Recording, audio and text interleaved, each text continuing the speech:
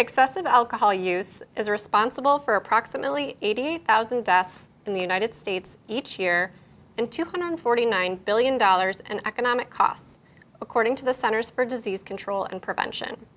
It can also lead to many long-term health risks, including increased risk for cancer, heart disease, and depression. With such risk, it is important for primary care providers to be able to screen their patients for alcohol use and address high-risk drinking behaviors. However, it can be very difficult for primary care providers to address this alone. But with the right training and resources, providers can learn to effectively manage alcohol use amongst their patients.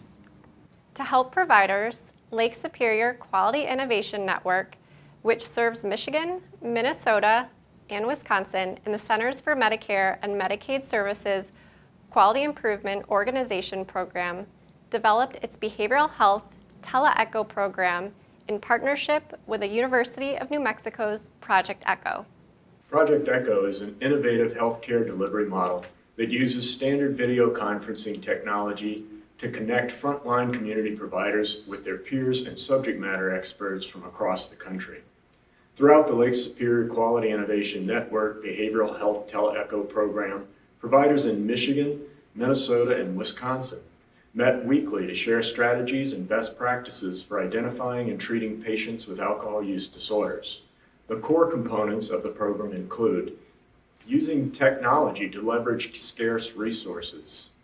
Many providers in Michigan, Minnesota, and Wisconsin do not have access to specialized behavioral health resources. Through our ECHO program, providers had the opportunity to connect with subject matter experts in a variety of fields and increase their behavioral health skill sets. Another component involves sharing best practices to reduce disparities. Healthcare providers learning from one another is at the core of the ECHO model. Specialists in urban training centers and universities share knowledge and best practices with other providers across the region. This allows both providers and patients in more distant rural clinics to benefit from information that is often more available in these urban centers. The third component is applying case-based learning to master complexity. Each ECHO session includes a case presentation. This provides an opportunity for participants to describe challenges they're facing in their clinic and learn about potential solutions from colleagues and other participants. The final component focuses on evaluating and monitoring outcomes. Data is a key component of the ECHO model and is used to both engage with participants and monitor the overall success of the program. The Lake Superior QIN Behavioral Health teleECHO program provided us with a unique and impactful method to empower healthcare providers to make meaningful change in their patients' care.